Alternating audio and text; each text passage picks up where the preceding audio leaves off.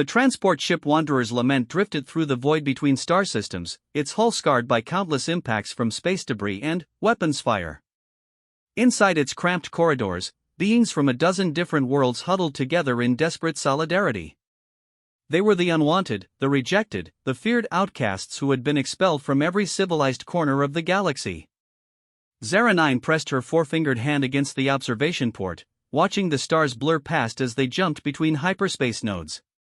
Her crystalline skin caught the dim emergency lighting, casting rainbow patterns across the metal walls. The crystalline collective had cast her out for what they called aberrant emotional resonance. She felt too much, cared too deeply about other species when her people believed in cold logic above all else. Beside her stood Threk, a hulking Gorvani whose tusks had been ceremonially broken as punishment for refusing to participate in the ritual combat that defined his warrior culture. His massive frame shook slightly, not from fear, but from the metabolic disorder that had made him weak by his people's standards. The same condition that had saved dozens of civilian lives when he chose protection over violence. "Another rejection signal," announced Kesma from the bridge, her serpentine voice carrying through the ship's comm system. The Nagathi pilot had been exiled for her refusal to surrender prisoners to her government's torture chambers. Her scales had lost their natural color-shifting ability from stress, leaving her a dull gray that marked her shame in her culture's eyes.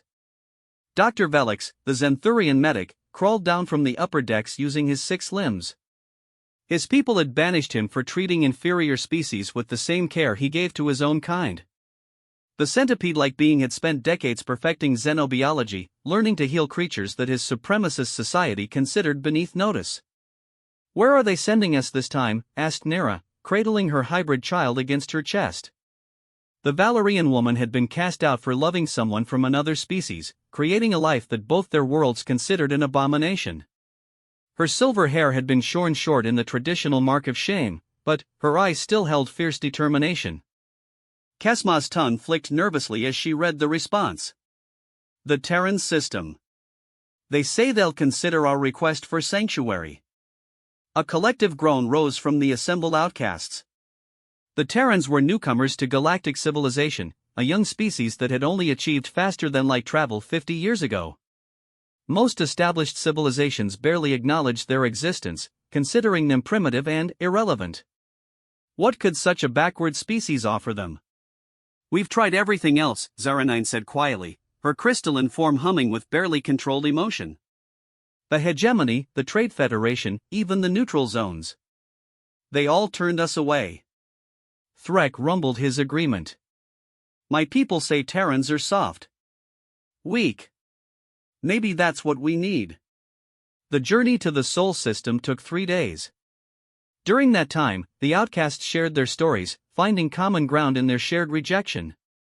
They had all been punished for the same crime, choosing compassion over conformity, love over law, hope over hatred. Each had sacrificed everything they knew to stand by their principles. When they finally dropped out of hyperspace near Earth, the sight that greeted them was unlike anything they had expected.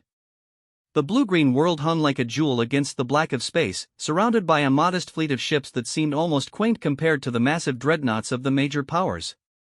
But there was something else. The comm channels were filled with dozens of different languages, not just Terran Standard. "This is Earth Traffic Control," came a voice that spoke perfect galactic common. "We've been expecting you. Please follow the beacon to Luna Station for processing." As they approached the moon, they could see massive construction projects underway. Habitation domes dotted the lunar surface, each one designed in different architectural styles.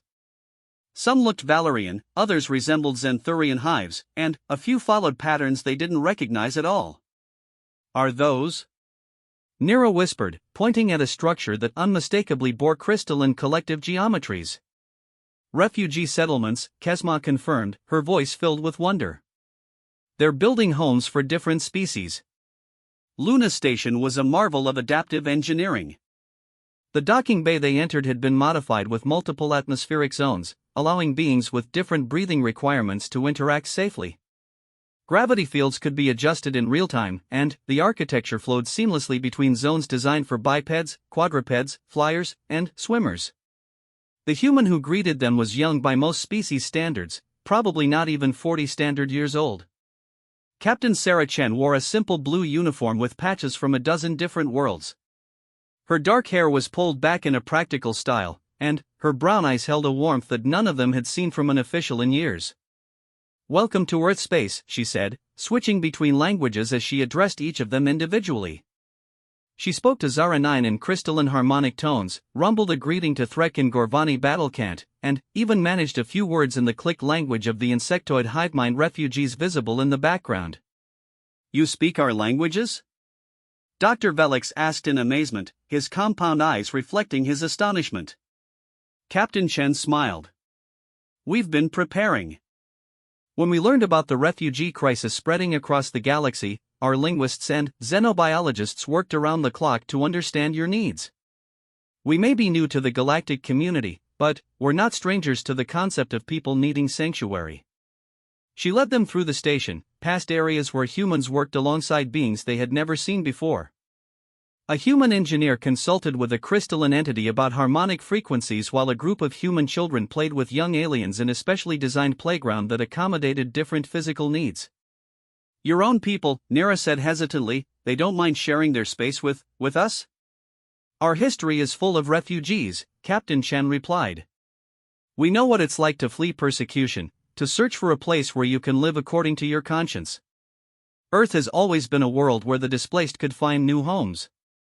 They passed a medical bay where human doctors worked alongside Dr. Velix's former assistant, a fellow Zenthurian who had been exiled for similar reasons. The two medics embraced with joy, their compound eyes shining as they shared technical knowledge in rapid clicks and whistles. "We're not just offering you temporary shelter," Captain Chen continued as they reached a conference room with adjustable seating for every body type. "We're offering you citizenship. Full legal protection under Earth law, the right to work, to build families, to contribute to our society. All we ask is that you follow our principles of mutual respect and peaceful coexistence." Threk leaned forward, his broken tusks catching the light. "What if our people come looking for us? What if they demand we be returned?" Captain Chen's expression grew serious but determined. "Earth doesn't recognize any law that punishes people for choosing compassion over cruelty. If your former governments want to challenge that, they'll have to deal with all of humanity. We may be young, but we're not afraid to stand up for what's right." Zara 9 felt something she hadn't experienced in years: hope. Her crystalline body began to resonate with harmonious frequencies, creating a soft music that filled the room. The other outcasts looked at her in wonder, then at each other, then at the human captain who had just offered them something no other civilization would: acceptance. "There's more," Captain Chen added with a slight smile. "We'd like you to help us establish the first Galactic Refugee Protection Agency. Use your experiences, your knowledge, your connections to help us find others who need sanctuary. Make sure no one else has to wander the void alone, unwanted and afraid." The outcasts exchanged glances. They had come seeking shelter and found something greater: purpose, community, and the chance to transform their greatest pain into their greatest strength. For the first time in years, none of them felt alone. Outside the conference room windows, Earth hung in space like a promise. A world where the rejected could become protectors, where the exiled could find not just homes, but a mission that would reshape the galaxy's understanding of what it meant to be civilized. 6 months after their arrival, the Luna Refugee Center had transformed from a simple processing station into a thriving multicultural hub. Zara 9 stood in the newly constructed Harmony Garden, a space designed specifically for crystalline meditation, but now shared by beings from 24 different worlds. Her crystalline form hummed with contentment as she watched Threk teaching human children the non-violent forms of Gorvani martial arts he had developed during his exile. The massive warrior moved with surprising grace, his broken tusks no longer a mark of shame but a symbol of his choice to protect rather than destroy. The human children giggled as they tried to copy his defensive stances, while their parents watched with the kind of trust that would have been impossible anywhere else in the galaxy. "The morning reports are in," Kesma announced, slithering into the garden with a tablet clutched in her coils. The Nagathi pilot had been appointed as the center's communication coordinator, her natural ability to interface with multiple systems proving invaluable. Her scales had begun to regain some of their color-changing ability, now shifting through gentle blues and greens that reflected her improving emotional state. "How many requests today?" Zara9 asked, though she already knew the answer would be overwhelming. 237 new applications for Sanctuary, Kesma replied. Word is spreading through the underground networks. There are beings out there who didn't even know they had options until they heard about Earth. Dr. Velix emerged from the medical complex, his 6 limbs moving in the satisfied rhythm he displayed when his work went well. Behind him followed a procession of young beings, hybrid children whose very existence had condemned their families to exile. Under his care and the advanced xenobiological facilities Earth had provided, these children were thriving for the first time in their lives. The Andromedans are requesting another medical team, he reported, his compound eyes gleaming with excitement. 3 more systems want to establish Earth-style refugee centers. They're saying our medical protocols are revolutionizing xenobiology throughout the sector. Nira approached with her daughter, now walking confidently on her hybrid physiology that combined the best of both her parents' species. The child had become something of a symbol throughout the center, proof that love could create beauty even when societies said it should create only shame. Captain Chen wants to see us in the briefing room, Nira said. She says there's been a development. They gathered in the expanded briefing room, now large enough to accommodate the diverse leadership council that had evolved naturally among the refugees. Representatives from 15 different worlds sat around a table designed by human engineers to meet the needs of every body type and sensory configuration. Captain Chen entered with a companion none of them had seen before, a tall, elegant being with silver skin and forearms, wearing the formal robes of the Galactic Senate. The room fell silent. Senate representatives didn't visit refugee centers unless something significant was happening. This is Senator Coraxvel, Captain Chen announced. He's here with an official proposal from the Senate. The silver-skinned being stepped forward, his forearms moving in the ceremonial gestures of formal address. Citizens of Earth, he began, his voice carrying the harmonic undertones that marked him as a member of the powerful celestial hierarchy. The Galactic Senate has been observing your experiment with great interest. Zara9 felt a familiar chill. In her experience, when the established powers took interest in something, it usually ended badly for the powerless. Your refugee protection program has created unexpected consequences, Senator Coraxvel continued. Trade routes are being disrupted as beings abandon their posts to seek asylum on Earth. Military units are reporting decreased efficiency as soldiers defect rather than participate in what they now call inhumane operations. Several member worlds are demanding that you cease these activities immediately. Threk's muscles tensed, his warrior instincts recognizing a threat. Dr. Velix's compound eyes rotated nervously, while Kesma's scales shifted to the deep red that indicated alarm among her people. Nira pulled her daughter closer, old fears of persecution rising like a tide. However, the senator continued, raising one hand, other member worlds are reporting improvements in their own stability as refugee populations decrease and social tensions ease.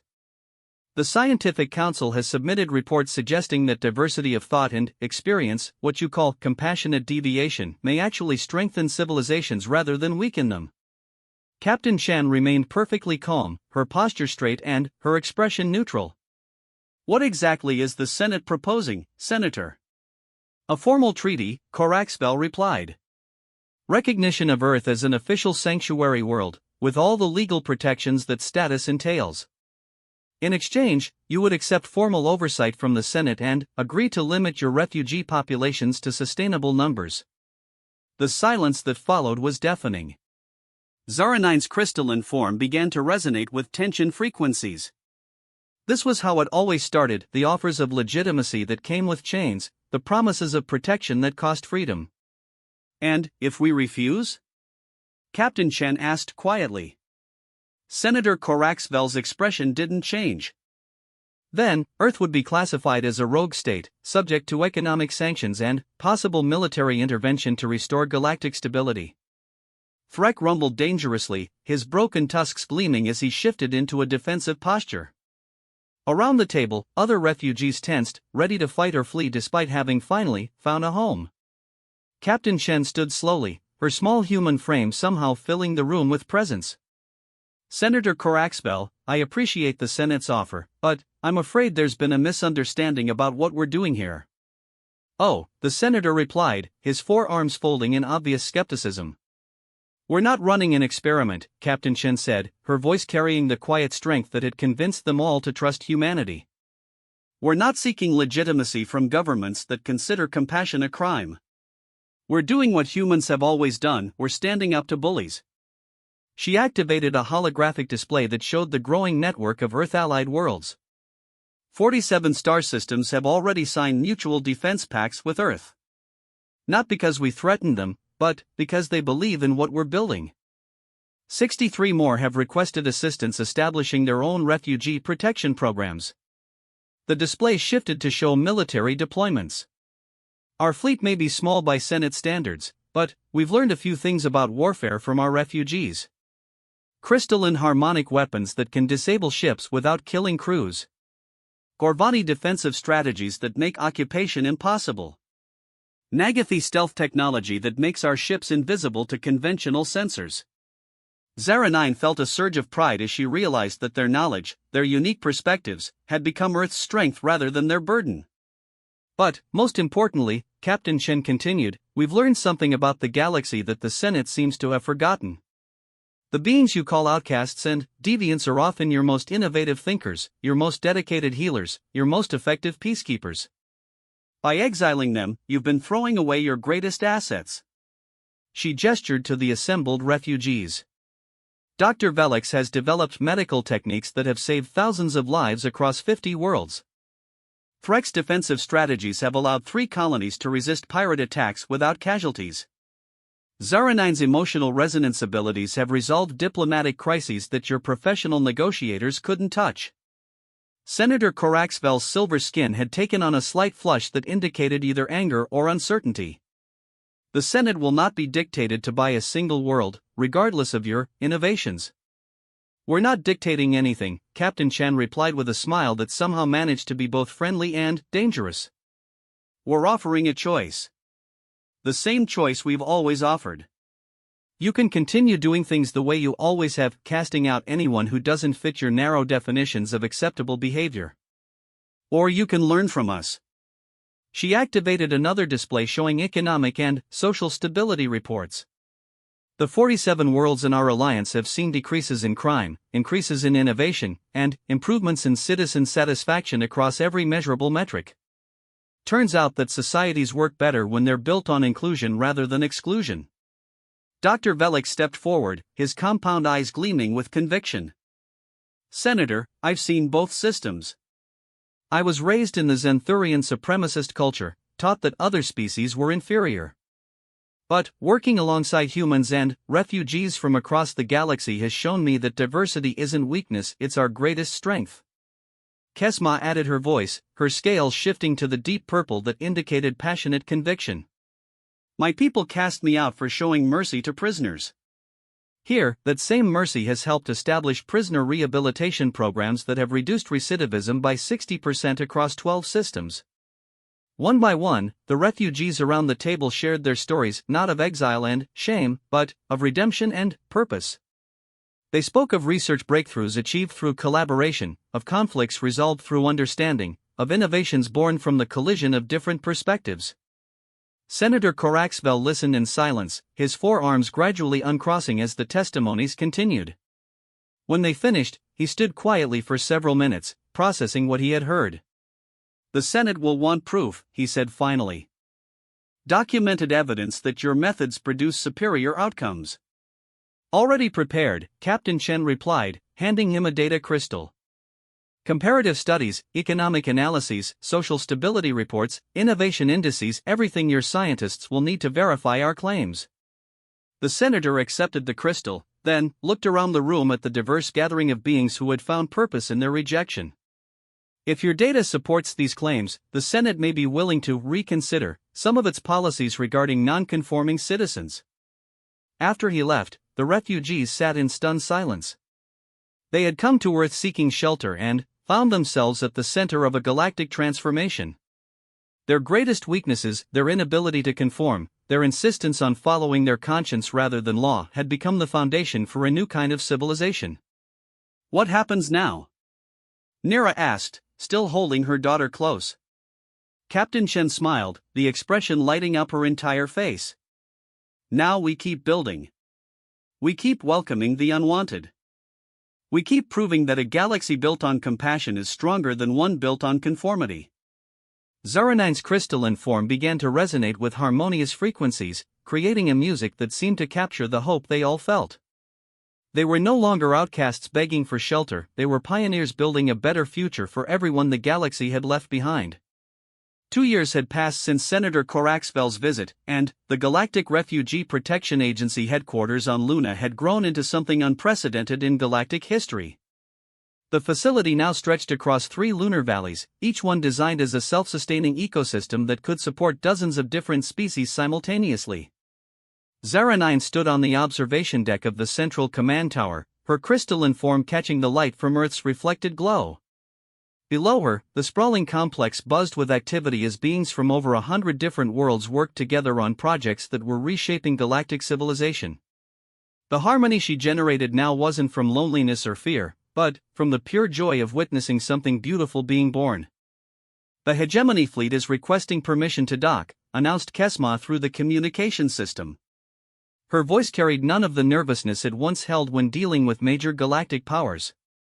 As Director of Interspecies Communication, she had negotiated with some of the most powerful entities in the galaxy, and her natural diplomatic abilities had made her famous throughout known space.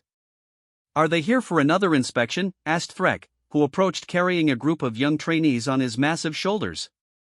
The Gorvani had become the head of the Peaceful Resistance Training Program, teaching defensive techniques to refugees who might face persecution. His broken tusks had been replaced with prosthetics designed by human engineers, not to make him more fearsome, but to help him speak more clearly when teaching. "No," Kesma replied, her scales shifting to the golden hue that indicated excitement. "They're bringing the first official class of galactic exchange students. 50 young beings from hegemony worlds, here to study our integration methods." Dr. Velix scurried up from the medical complex, his 6 limbs moving in the rapid pattern that meant either emergency or breakthrough. Given his expression, it was clearly the latter. "The Xenobiology Symposium results are in," he announced, waving a data tablet. "Our collaborative research teams have achieved a 93% success rate in treating previously incurable cross-species medical conditions." Behind him followed a group of young medical students, humans, Xanthurians, crystallines, and several species that hadn't even had names when the refugees first arrived. They worked together so seamlessly that it was sometimes difficult to tell which ideas came from which species. Nira emerged from the education center with her daughter, now a confident teenager whose hybrid nature had become a source of pride rather than shame. Around them walked children from dozens of different worlds, chattering in a mixture of languages that had evolved naturally in the refugee community. These children, born into acceptance rather than exile, represented the first generation to grow up truly galactic in their thinking. "The Valerian ambassador is here," Nira reported. "She wants to formally apologize for my exile and offer me a position as cultural integration advisor for their homeworld." "What did you tell her?" Zara9 asked, though she suspected she already knew the answer. "That my work here isn't finished," Nira replied with a smile. "Though I did agree to help them establish their own integration programs. Apparently, they've discovered that exiling their most compassionate citizens wasn't the best strategy for long-term social development." The truth was that similar realizations were spreading across the galaxy. The data Captain Chen had provided to Senator Coraxvel had been impossible to argue with. Worlds that embraced diversity and inclusion consistently outperformed those that enforced rigid conformity. Innovation flourished where different perspectives collided. Social problems that had plagued civilizations for millennia were being solved by collaborative teams that included former outcasts and deviants. "Captain Chen is requesting all department heads in the main conference room," came another announcement from Kesma. Priority Alpha meeting. They gathered in the vast conference chamber that had been built to accommodate representatives from every known species. The room itself had become a symbol of what was possible when beings worked together rather than against each other. Architecture flowed seamlessly between zones designed for different environmental needs, while translation systems allowed perfect communication regardless of language or sensory modality. Captain Chen entered with a figure that caused a collective intake of breath throughout the room. Supreme Chancellor Vordhak of the Galactic Senate walked beside her, his massive reptilian form moving with the dignity that befitted the most powerful political figure in known space. His scales were deep purple with gold markings that indicated his ancient lineage among the ruling class. Citizens of the Galactic Refugee Protection Agency, Chancellor Vordhak began, his voice resonating through multiple frequency ranges to accommodate different hearing capabilities. I come before you today not as a ruler addressing subjects, but as a representative of a governing body that has learned to recognize its mistakes. The assembled refugees and their human allies listened in stunned silence. Chancellor Vordhak was known for his rigid adherence to traditional power structures and his resistance to change of any kind. For millennia, the Galactic Senate has operated under the assumption that stability required conformity, that strength came from unity of thought and action. We punished deviation, exiled those who questioned established norms, and believed that diversity was a weakness to be overcome. His massive head turned to look directly at the refugees. You have proven us wrong. He activated a holographic display that showed statistical analyses covering hundreds of worlds. In the 3 years since Earth began its refugee protection program, we have observed unprecedented improvements in innovation, social stability, and economic prosperity across the galaxy. Not despite the displacement of non-conforming individuals, but because of their integration into new societies. The display showed breakthrough after breakthrough: medical advances, technological innovations, diplomatic solutions, artistic achievements.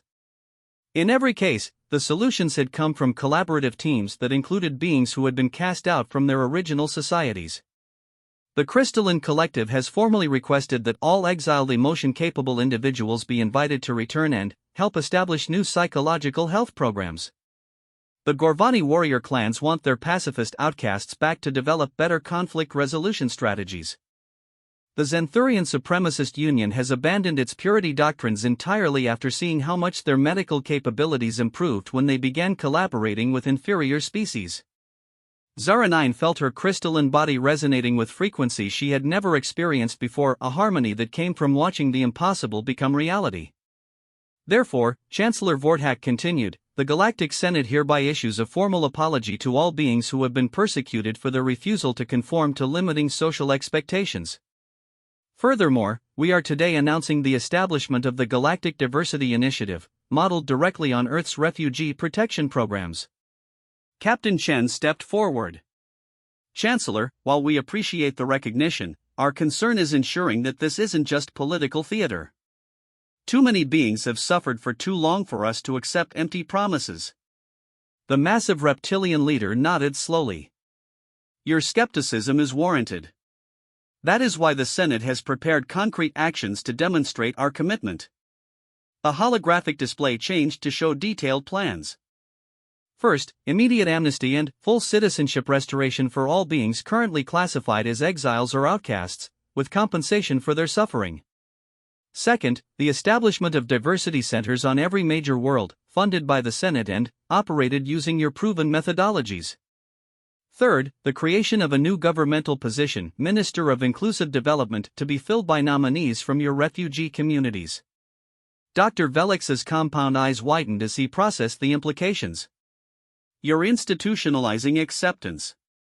Making diversity not just tolerated but legally protected. More than that, Chancellor Vordhak replied. We're making it essential. Our research indicates that civilizations without significant diversity stagnate and eventually collapse. We cannot afford to continue throwing away our most innovative minds simply because they think differently. Threk rumbled thoughtfully. What about the worlds that resist these changes? Not everyone will accept former outcasts back willingly. Which is why the fourth measure is the most important, the Chancellor said. Any world that refuses to implement diversity and inclusion standards will lose Senate membership and all associated protections and trade benefits. We're making compassion not just morally right, but economically necessary. The room erupted in discussion as the implications sank in. This wasn't just an apology or a policy change, it was a complete transformation of how galactic civilization operated. There's one more thing, Captain Chen said, raising her voice to quiet the crowd. Chancellor Vorthak has asked if the GRPA would be willing to oversee this transition. Not just advise, but actually lead the implementation of these changes across the galaxy. Nera was the first to speak. You want former outcasts to become the architects of galactic social policy? We want the beings who best understand both the cost of exclusion and the power of inclusion to build a better future for everyone, Chancellor Vorthak replied. You have proven that those society calls broken are often simply too advanced for their time. We need your wisdom to ensure we never repeat our mistakes. Zaranine looked around the room at the faces of her fellow refugees, beings who had been cast out, rejected, and left to wander the void. Now they were being asked to rebuild the very civilization that had rejected them, not through conquest or revenge, but through the same compassion that had led to their exile in the first place. We accept, she said, her crystalline form resonating with harmonies that seemed to capture the hopes and dreams of every outcast who had ever dared to believe in a better future. But we do this not just for ourselves, but for every being who will come after us. Every individual who might one day be different, who might question authority, who might choose love over law. As the meeting concluded and plans began to take shape for the greatest social transformation in galactic history, the former outcasts found themselves at the center of something unprecedented. They had journeyed from the edges of civilization to its very heart, not by abandoning their principles, but by holding fast to them until the rest of the galaxy caught up. Outside the conference room windows, ships from 100 different worlds waited in orderly formations, not invasion fleets or enforcement squads, but delegations of beings eager to learn how to build societies based on inclusion rather than exclusion. The outcasts had become the teachers, the exiled had become the guides, and the unwanted had become the most sought-after minds in the galaxy. Earth continued to hang in space like a blue-green promise, but now it was no longer alone. Across the galaxy, other worlds were beginning to shine with the same light, the illumination that came from societies that embraced rather than expelled, that celebrated rather than punished, that understood that true strength came not from uniformity, but from the beautiful chaos of beings working together despite their differences.